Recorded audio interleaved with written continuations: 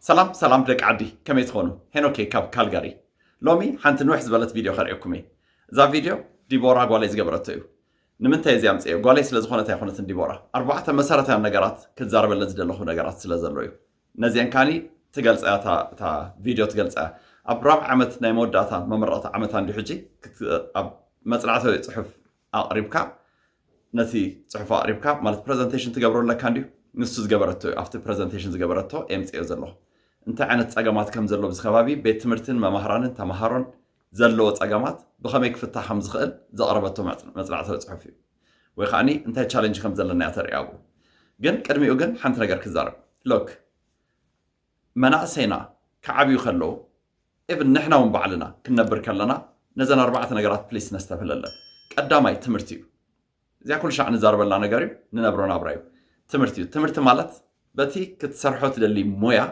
ወይ ከዓ በት ፊልድ ናትካ ምዕባለ እናገበርካ ትከይድ ኣለካ ስለዚ ኣብ ትምህርቲ ኣተክሮ ክንህቦ እንደሊ ቀዳመይቲ ربع عمت تمهاريت مهنا نزي ديمونستريت قبر كالاي فولنتير مسرح فولنتير بنص اغلغلوت مهب مالتي ابتكالات كيدكا وي اب محبرات ناي نون غفرمنتال اورغانيزيشن لو كمزي ان جي اون بلو مالتي نبعل نسوم كيدكا نون بروفيت اورغانيزيشنز لو ترفي مقصد زي لهم تراي نتي حزب زغلغلو مالتي ابناي بوليتيكاوي نغراتون اتخا اتي اغلغلوت بلو تخيل نغر نسبات كيدكا بزعباتي نايت هاجر بوليتيكا مزراب ديو قال كوتاس ابتي نسرحو نخل نغر كله مويا نعملت كونستراكشن دحر كوينكا افتناي كونستراكشن بوتا ولا فولنتير غير كمسرح اذا نحنا مش حنت نغير لنا فولنتير كحسب كله بزحلفنايو نغرات اندحر زي فتنايو نغر اندحر الله خوينو نسخم ذكرنا نفلطينا ابز ግን كم يخونن ابز نتي كتسرحوت دلي مويا قدمي تسب كيتقبلك كان كله ويخا كقبلك كان دحر كوينو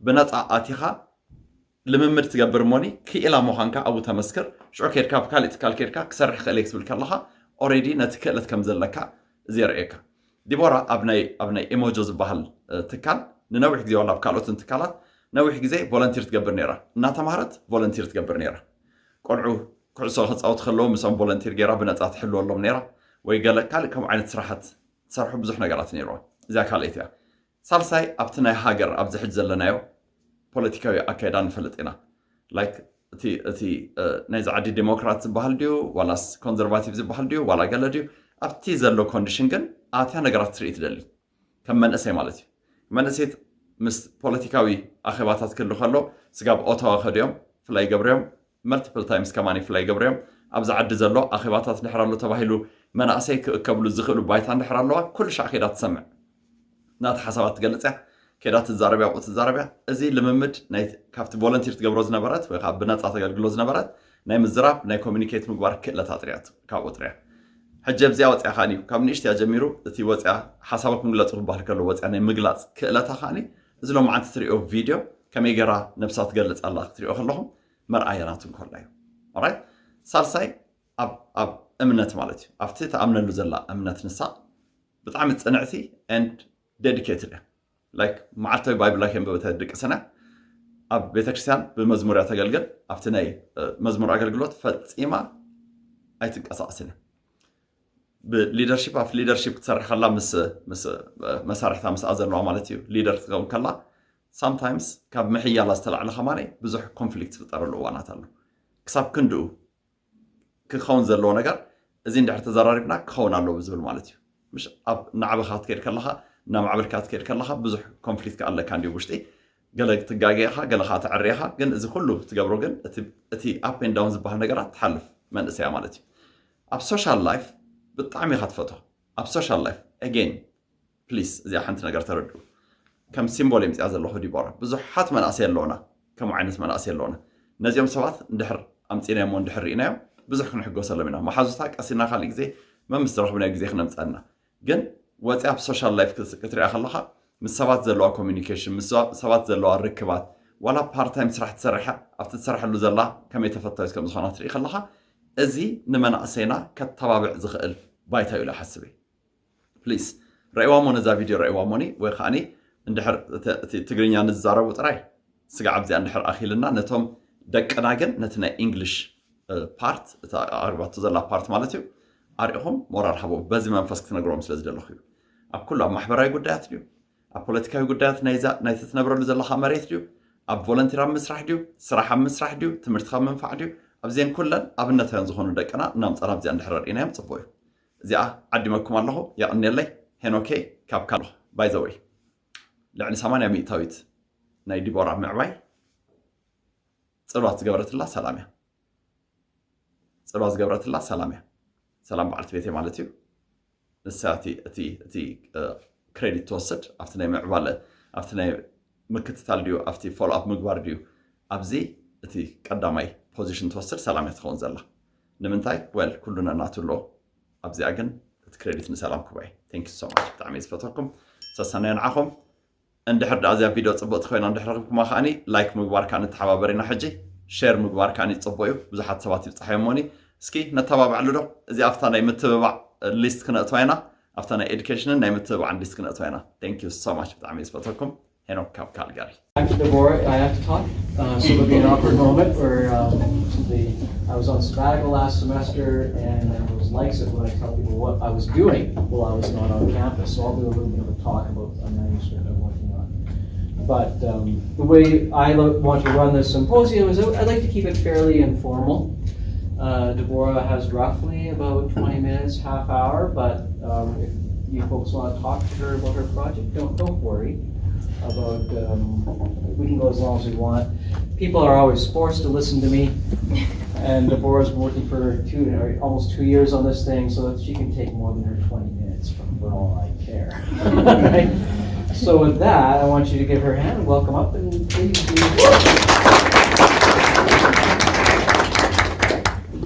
Thank you. Yes, so good morning, everybody. My research is on pedagogy, so it's so funny that I'm holding this as a real teacher. But yeah, so I'm so grateful, truly. I've been working on this project for about a year and a half, and to share my insights with everybody, it's truly an honor. But without further ado, let's get started. So Canada vows to welcome 500,000 new immigrants, new permanent residents. And my question is, what then? Social institutions, especially educational systems, need to prepare for students with diverse concepts of education. If the individuals are to be successful citizens of the host country, that is. Many of those who immigrate from countries do so from drastically different concepts, again, of education, and how and what to do with teachers. How do you relate with them? How do you talk? And what's your responsibility in that relationship? So many of them, for example, Eritrean immigrants, come from countries that have theoretically different, again, concepts of education. So you go from learning theoretically in your country of origin to hands-on in Canada. Or you go from being taught to simply regurgitate the information you learned to thinking autonomously and creatively in Canada. But such pedagogical differences, mixed with all the variables of immigrating, can cause mental dissonance, and that means disconnect. Now then the question becomes, how can the pedagogy of connection mitigate ideological dissonance for Eritrean immigrants?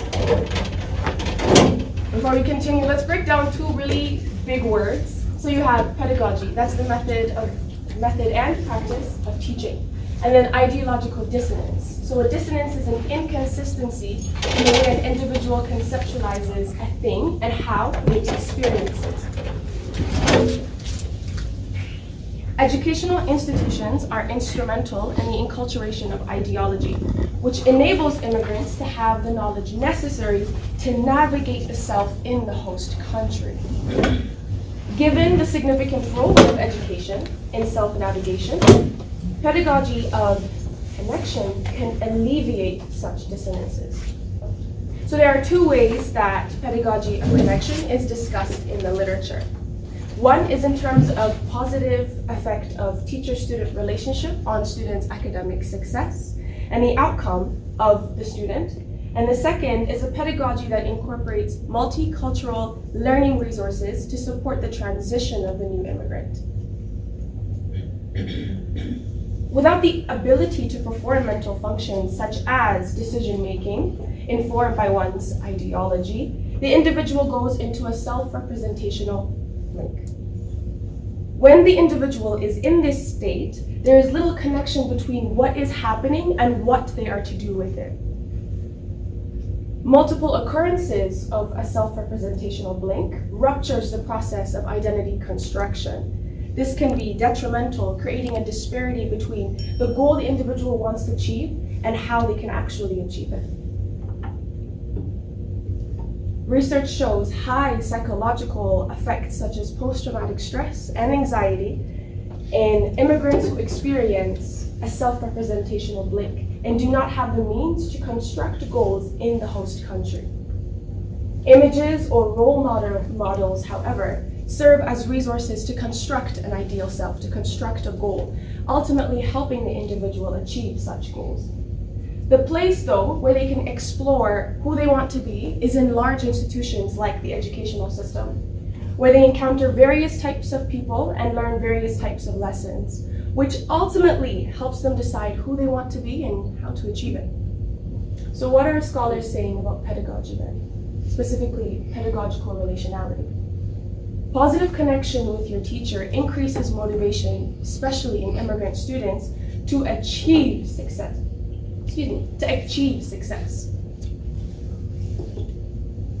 The analytical framework I use then to study this in Eritrean immigrants studying the Canadian educational system is IPA. So with IPA, what you want to do is you want to get at what the participant is saying. Specifically, you want to get beyond what they're saying and how more so they make sense of it. In the present study, I used IPA to examine the participants' experience in their high school and how their teachers supported self-continuity and thereby mitigated dissonance or disconnect. I recruited participants by creating a poster with a description of my study. I used a stratified sampling method and sent the poster to individuals I knew who matched certain criteria. They had to be Eritrean, who immigrated in the last 8 years, graduated from high school, and were currently between the ages of 18 and 25. As for the interviews, they were semi-structured. I had interview questions prepared, but because I understand the way Eritreans answer questions and tell stories, we're not so linear. We don't really answer directly. So the questions were more so to guide the individual in exploring their experience rather than give me a A-B kind of answer. In my analysis of the interview, I went through numerous steps to identify overarching themes among the individuals. First, I coded the general events in the transcript. Second, I coded my analysis on the language and the metaphor that they use to experience or to share their experience with me. Then I clustered the codes into themes. After I finished coding and identifying the themes of all 3 participants individually, I made a color-coded table displaying what each participant said about a theme to see if it was common, because you can have a code and not many of them experience that. For the sake of understanding the codes though, let me get you through the profiles. So you have Aryam, and obviously I had to use Eritrean names, but you have Aryam, Burhan, and Caleb, and these are the 3 participants. And then you have Dr. Baker, Mr. Han, and Ms. P. And these are the teachers that the participants referenced when they were sharing their experience. So I identified 6 themes as dimensions of connection. Here they are. So allyship, conviction, inspiring leadership, meaning making by way of interpersonal connection, teachers' lack of connection with material as disconnection, lack of investment as also disconnection, and a feared potential self. So firstly, we have allyship. Allies are teachers who use their resources and positional power to support the students in achieving their individual goals. For Burhan, Dr. Baker was an ally in a socially, emotionally, and academic battle he feared he would have to face alone. After immigrating, Burhan was placed in classes he felt unreasonably undermined his academic competence, resulting in a 2-year-long battle of him attempting to upgrade into classes he felt were more representative of what he knew. Dr. Baker, he says, was one that gave me a breakdown on how everything worked. In high school, how the classes are organized, and then it became very clear to me. Then we have conviction. This is another dimension of connection when the teacher can draw on your conscience to engage in class.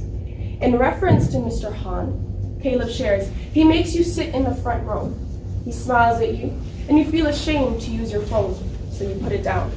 Mr. Han's non-verbal, affirmative communication bore on Caleb's conscience, ultimately dissuading him from using his phone. So there was a connection where he drew from the student some kind of conviction to engage. And then we have inspiring leadership.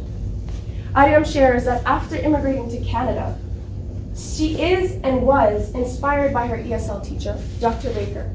Ariam heard first-hand accounts from Dr. Baker of the challenges she overcame and witnessed her thrive as a leader in her discipline. Speaking of Dr. Baker, Ariam recalls, Dr. Baker came at an old age, she says. You guys see, I came at not a young age and still did it. Look at where I am. Meaning making. So the teacher's ability to connect with the material and the student was a sense-making mechanism for the students in terms of understanding the educational material, as well as seeing themselves in a new light so as to personally engage with the material. Caleb says, you gotta love something to make sense of it. Mr. Han was a teacher who was genuinely interested in what he taught. That enabled Caleb to connect with the material in a uniquely personal way. His connection with his teacher was a meaning-making mechanism that facilitated his connection with the course material. Interestingly, teachers' lack of connection with material, So teachers' lack of connection with the material and the student causes the students to disengage. And this is where we see that dissonance. Caleb notes, you can tell the teacher doesn't want to be there. The students in the class, in these kinds of pedagogical orientations, by no means attempted to engage. And Caleb notes were on their phones as an act of rebellion to both the teacher and the pedagogical approach. With such pedagogy characterized by the teacher's disinterest in both the students and the subject, Caleb struggled to actualize the mark he thought he could achieve in his other social studies classes, specifically in Mr. Han's social studies class. Teachers' lack of investment in student as disconnection. Teachers' disinvestment in the student's success was another negative variable of connection that led the participant to experience dissonance between what they've previously experienced and what they are currently encountering. They don't push you to be better. If you're absent, they just send you an email and that's how much they care about you. Coming from a country that viewed education as a co-constructed experience between the teacher and the student, the participants struggled to understand why their teachers detached themselves from the student's academic output. This is my favorite one, it's very interesting. The participants had a feared self, so a person they did not want to resemble or they did not want to embody. And this also played the same driving role as a positive imagined self. Burhan shares, that's just what I saw. You either work in a warehouse or you're doing construction. And then once I saw these people who were working there, once COVID hit, I took it all in. I was like, yo, I cannot be here. So for me, the only way out was to go to university. Burhan's rationale for continuing education is an example of how a feared prospective self can also lead an individual to pursue a positive goal. So how do my findings add to the research on pedagogy of connection? My findings reveal that pedagogy of connection does mitigate ideological dissonance in the following ways. The teacher's allyship fills the gap or the disconnect an individual experiences when they enter into a new educational system that is different from the one they've previously been in. Secondly, immigrant students felt they could imagine a future they saw, given a teacher or a role model that went through the same challenges and still overcame. Surprise, I'm Eritrean. Being an Eritrean myself, I have membership knowledge and I speak Tigrinya, which also meant that the participants could speak two languages. They could use two ways of speaking, two methods of metaphors to explain what they were experiencing. And in the same way, I'm also a researcher and the student of psychology. My skill sets help me in the exploration of their experience.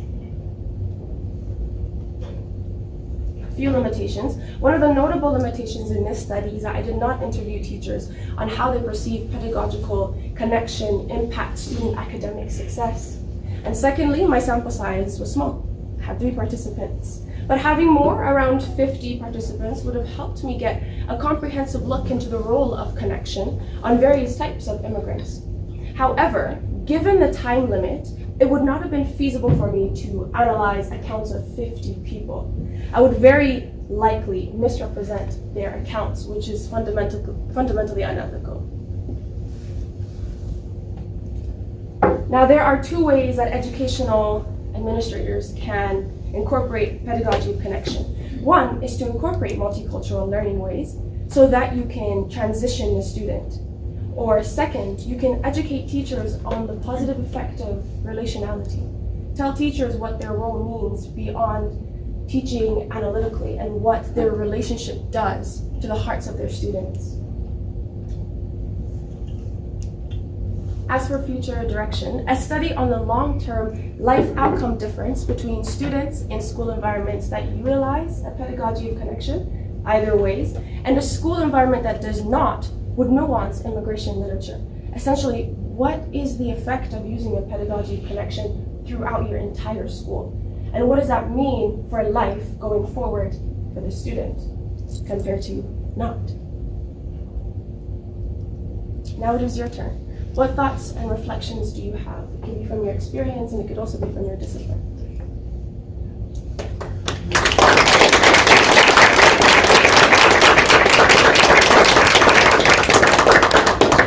Work.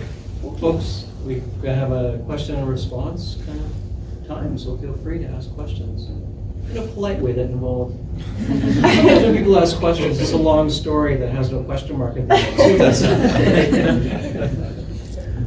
Yes.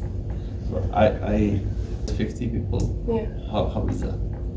Well, I'm also an undergrad student and I'm also taking 4 other core courses. And so if I had 50 participants, there's no way that I could actually accurately analyze the results and then give you a response that is actually accurate to their accounts. Yeah. Yeah. You said multicultural ways of delivery of Right. the content. It's a big word. What were you imagining? Mm-hmm. So that was more of a, how do we transit the individual from an orientation that they were used to in their origin of country compared to one that is completely different in this country. So it's almost like a, how about we do a little bit of research into the orientation of their origin of country and see how we can incorporate that kind of information into kind of blending them into the new curriculum. So that can look like storytelling, for example, right? Many of us from the diasporic countries that we transited through, the way that they taught us was through storytelling. Perhaps it could also be drawing. So how do we incorporate that kind of pedagogy so that we can transit them into this one?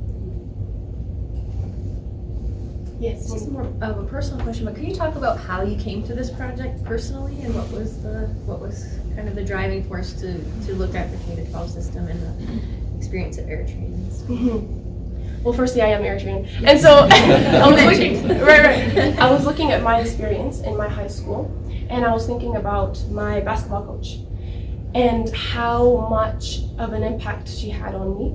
And of course, I mean, she didn't teach like an actual course, but it was the way that she dealt with us, and it was the way that when she saw us, she could see something more than we saw in ourselves.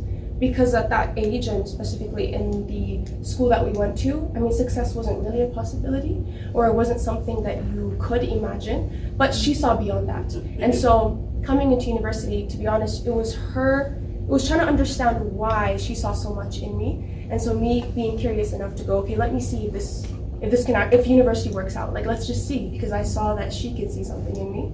So from personal experience, I can see that the pedagogy of connection allows the individual to imagine beyond what they could have otherwise imagined. Yes? So the pedagogy of connection is essentially like the way you relate with leaders or role models essentially, or is it only specifically with like teachers? Because you gave the example of your basketball coach. Right. So could other people have that influence, maybe like an auntie or like a, just a random person? Could they also have that ability to like create that connection as well? For sure. I think we are all humans that are relational beings, and our relationship with one another builds, like we are two individual people, but our relationship co-constructs us together, right? So yes, but a pedagogy of connection is more so into the educational system and the relationship between teacher and student. So, one question. You say that the relationship between the teachers and the students has a very high impact on the success of the child. And I work in schools, right? So then I see also trauma has a big thing with the children. And the teachers here, sometimes they are not educated on, or they don't have the awareness. So how do you think the school system can have that kind of awareness? Working especially with those immigrants who have been through trauma. Right. That goes to my second recommendation actually, is to educate teachers, right? It's a funny way to say educate teachers, but truly on the experience of these immigrants. So yeah, that was my second recommendation. How do you teach teachers on the connection more so? But also you can go into what kind of traumas do these diasporic immigrants go through to nuance their relationship with the student. Yeah. Yes. So what is educate teachers? How do you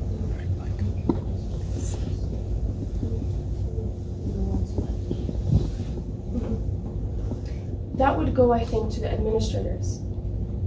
So that could go into like the deans, for example, if it's a university teaching the teachers on how or where the students are coming from, or that could also look like people from CSSD or CBE, those administrators, right? Those policy makers putting into the policy of the specific schools, especially schools in low SES or low socioeconomic status locations, kind of targeting those kinds of populations and teaching the teachers there about the experience of immigrants that are coming into their schools. So administrators. Yes, please. First of all, thank you so much for doing this type of research, because I think we need so much more of this cultural awareness. I have a very specific question for you, because my research is I work with international students. And so my question for you is, how did you deal with your biases when doing that? Because you are a person from the same country as the people that you are interviewing, right? So how did you deal with the biases? Dr. Cresswell, my supervisor, is one who's always telling me about bias, and because he's always telling me about how much my positionality can kind of bleed into my perception of the data, that kind of put me in a reflexive state, meaning every time I code, for example, from the transcript, I'm going, is this me or is this them? Or for example, when I'm coding, I'm saying, is this code kind of verbatim what they're saying, or is it something that I'm just like making up from the research that I found or from my personal experience? So what I did was I just went back and forth. Every time I coded something, or every time I put in some kind of label on a thing, I think back, is that what they actually said? Or is this kind of my perception and like trauma dumping in a way? Yes, thank you. Yeah, thank you. Yes, definitely. So as a professor in the education department, I'm very interested in this, especially the teaching, like educating educators, which I think we do forever if we're good educators. My question is, how do you define relationality? Because it's our very first teaching quality standard is to be able to develop relationships. But that's a very white lens on that. And also, the education system is very much a middle-class white woman, especially elementary. So that's shaped by that. A Cree interpretation of relationality is a little bit different. It's much more about that reciprocal relationship. And not just it's the humans and more than humans. And so how am I implicated in the relationship I have? So I'm curious and interested in how you, as a Eritrean, would define relationality. The way that I would define relationality is investment. And so in this relationship, it's not only characterized by kindness or even just support or encouragement, it's also rigor. And so being an Eritrean, you are called to excellence, and the people around you, your community, are always calling you higher into this excellence. And that sometimes looks like, positive constructive critique. And so that looks like, excel in your papers, or things like make sure that you submit your assignments earlier than the due date. That kind of rigor where you are showing your students that you are invested in their outcome so much that you are also willing to, what is that word? Well, either way, you're invested so much that you're calling them higher in a rigorous way, just as opposed to simple kindness or simple encouragement. Being rigorous with them. More thoughts, reflections? Yeah. In a university setting, post-secondary, how would the professors, because there's, let's say UFC for an example, there's like 200 plus class sizes, right? So how would the professors and students create a relationship when there's so many people you can create a relationship with? Yeah, I think we also have to understand for those professors, because of those large classrooms, it would at that point be on the onus of the individual student to make a connection with the teacher. But the teacher on his side or her side also has to be open to that relationship. So if the student's coming for open hours, don't just shoot them away, right? But if they're coming, genuinely engage with, okay, so-and-so, but what are your goals in this class? And how can we work together to do so? Does that mean like you come in every week into open hours? Or does that look like you want me to give you more assignments so that I can grade that you can get better and more competent in this classroom kind of thing? So in university institutions, it does differ a little bit because you have larger classrooms, but if the student takes an onus and the teacher is also open to that relationship, then you can create that academic success again. Dr. Crystal, you had one too? No. Just go ahead. Okay, my question is on feasibility. Yeah. Like, you began your presentation with the 500 projected new immigrants. So how feasible is like a pedagogy of connection in the school system? Very. So it depends on either. How the literature talks about two sides of pedagogy of connection. So if you're talking about the one where you implement multicultural learning resources, that one might have to be a step-by-step and more like a pilot. But if we're talking about relationality in terms of relationship with student and teacher, I think it's very feasible. And I think teachers go into this educating discipline with a heart for students, right? And so I think all that lacks now is educating the specific teachers about their power over the student, and that's a very feasible thing to do. But in terms of the multicultural learning resources, it might have to be pilot studies, prioritizing schools in lower SES areas. Yes. Thanks for your presentation. I'm sure as teachers we're flattered by the amount of agency you give us and the influence we have over students. Of course, we know sociologically that there are other influences that can either aid or hinder our work within the classroom. I'm curious if there's anything in your research, either from the literature or from your interviews, that captured some of the other social influences that would aid or hinder some of the kinds of things that you've spoken of. So there were two variables that came up in my data. One was community and the power of community, supportive community at that, and also faith. So many of the students who experienced dissonance, it was mitigated by how much faith they had in, for example, God. Most of them were Christian, and so they would reference, it's really hard, but I have God on my side, right? So it's that higher power with support. And then on the other hand, the two of them as well, referenced community and how their parents were their support system. And so though they experienced sorts of dissonance, their parents and the parents' encouragement also helped them continue. So teachers are very important, but community and faith are also two very important variables. Yeah. Oh, another one, did any of your participants have teachers that had themselves experienced, like had immigrant experiences and they could speak to or through? Yes. Okay. Does So- that have an impact?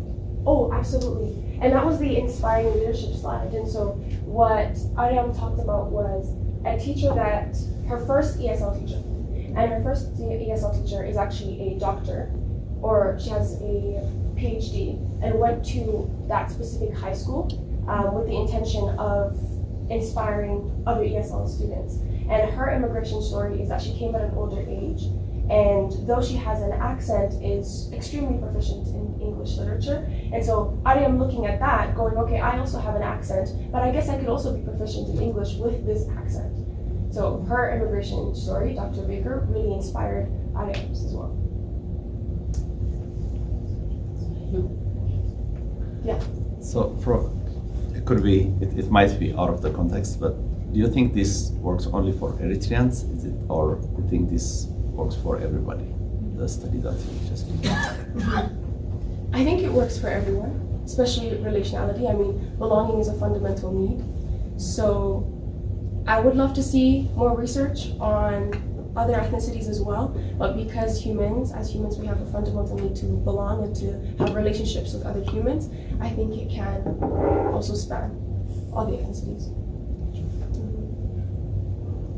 Another quick question. Yes. I am also an immigrant teacher, and I also have an accent. I don't know if you can guess the accent. It's a Portuguese accent. I'm from Brazil, so I can totally relate. So thinking about, and what you said as well, like in Canada specifically, when you're working with K-12, you have white teachers born and raised in Canada. So what's the message you could send to those teachers in terms of, like you're saying, open up for that relationship? So if you were to send a message today, what the message would be for those teachers, or not just like the white teachers, but in general, to all teachers that are working with international immigrant students, a message for them. And so these would be teachers who are not from the students' ethnicity? Any teacher, what's the message? You're receiving international students or immigrant students from all over the world, Right. from Brazil, from Eritrea, Right. from all over the world. So what should they do, right? Because you're talking about kindness, because that was the first thing that came to me, like, yeah, I need to be kind, but then that, okay, now it opened up my eyes, like, okay, what else should I do, right? To support the students. Yes, good question. What I would say is capitalize on the students' need for belonging, especially since they're coming to a new country. And so recognizing that you as a teacher, you have such an influence over this student, and perhaps you're the first teacher that they're encountering. So what you could do is look at the student as an individual and try to see, what are your goals, student, and how can I support you in that? Even though I don't look like you, I don't sound like you, and even if you don't even speak English, I mean, love is a greater language, right? So through your non-verbal communication, through affirmative action, how do I support your goals? And how can I be an ally in this new novice territory is the message. So as teachers, you have the power to do that, even without English. I hope فتكم أخذون تسفى قبري حكي إذا أقدر سنتها نخلاتنا تكون زلا كسعب زند حربت إحهم already فتكم والله مالتيو تغطات لكم والله مالتيو thank you so much بتعمي إذا مسكنكم أبقى علي كم مسلسل الفيديو تاتكن سرحنا سسنا ينعهم بروح معلتي